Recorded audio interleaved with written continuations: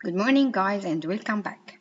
In this video, we will start doing the mathematical algorithm that helps us in solving the problems using Excel or Lingo. We will start first by the linear optimization problems that are the most simplified one. And in order to understand what does this mean, we will go over the first simple example, which is the compute quick example. In this example, I have a company that is producing two models of computers, standard and turbo. The objective of this company is to know what is the number of computers of standard type and turbo type to be produced in order, of course, to have the maximized profit. So how to do this? I should first specify the objective function. I should specify also the constraints. Let's go over the problem in details. CompuQuick Corporation produces two models of computers, standard and turbo. CompuQuick can sell every standard unit it produces for a profit contribution of $100, while turbo has a profit of $150 per unit. At the CompuQuick factory, the standard computer production line can produce at most 100 computers per day. At the same time, the turbo computer production line can turn out 120 computers only per day.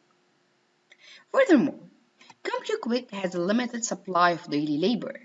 In particular, there is a total of 160 hours of labor available per day. Standard computers requires 1 hour of labor, while turbo computers are relatively more labor intense, requiring 2 hours of labor.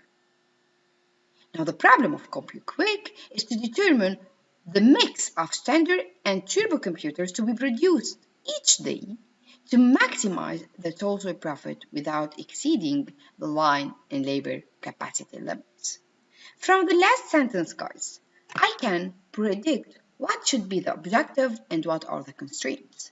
The objective is to have a maximum total of profit. So here we are talking about maximum function, while the constraints are to not exceed the line and labor capacity limits. So in order to do this, I'm going to start doing the mathematical algorithm. The first step ever is to know what are the decision variables.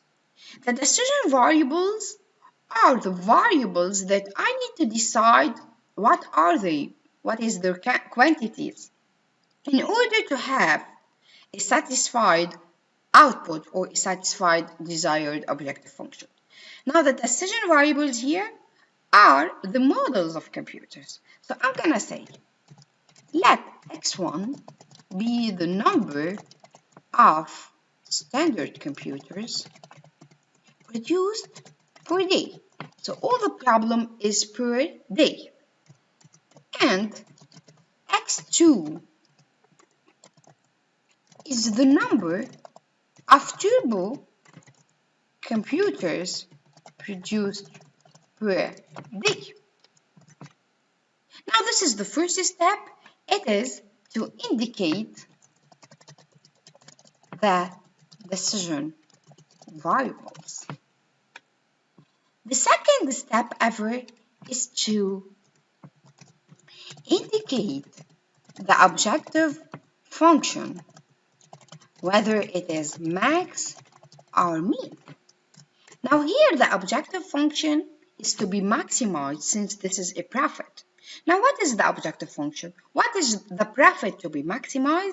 It is basically to maximize the profit of x1 plus the profit of x2, because in fact I'm going to produce both types, certain quantities of x1 and certain quantities of x2. If I go back to the question, I know, guys, that the standard unit produced has a profit of $100, and I know that the standard unit is x1. So I have 100 x1 plus 150 x2, which is for the turbo units. So this is the function that needs to be maximized. It is 100 x1 plus 150 x2. The third step ever is to indicate the constraints. So what are the constraints? Because usually the constraints here are about capacity.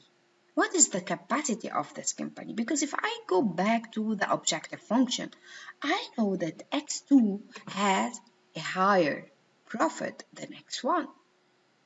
This means that in order to maximize the objective function without constraints, I can only produce x2 because in fact x2 has the highest profit.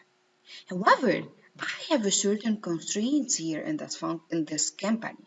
What are these constraints? In fact, I know that at the Compute Quick factory, the standard computer production line can only produce 100 computers per day. So I cannot produce more than 100 standard computers, which means, guys, that the first constraint should be that x1 should be less or equal to 100. I cannot produce more than 100.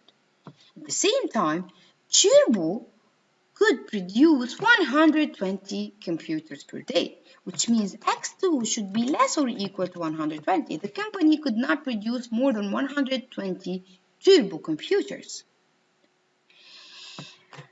In addition, guys, I know that in this company I only have 160 hours of labor available per day, so I cannot exceed this number of hours for each day. I know that the standard computers require 1 hour of labor, while the turbo computers, they require more. They require 2 hours per labor.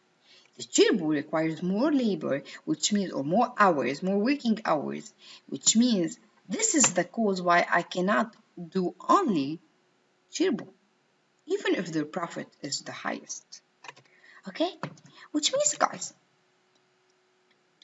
if I know that the standard computers require 1 hour of labor for each unit, this means that 1 times x1, which is x1, plus I know that the turbo requires 2 hours for each unit, so 2 times x2 because x2 is the number of units. This should not exceed the total number of hours of labor hour per day, which is here 160. So basically, guys, these are the constraints in this problem. So the first step is to indicate the decision variables. The second step is to indicate the objective and whether it is max or minimum. And the third step is to indicate all the constraints.